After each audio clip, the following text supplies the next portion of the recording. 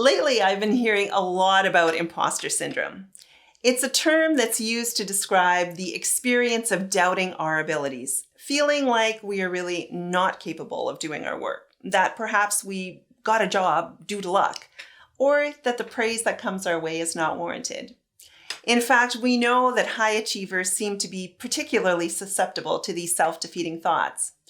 I've come to see imposter syndrome as an opportunity to self-reflect and to ask myself where the problem lies. Imposter syndrome is a mismatch between our confidence and our capability.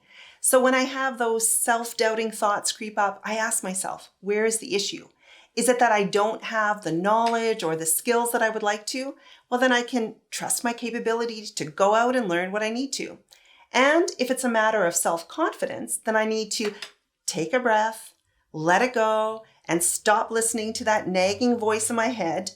No one is confident all the time, and that doesn't mean we aren't capable.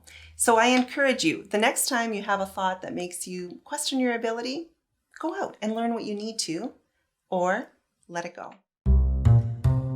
Remember to like and comment below and subscribe for more informative content.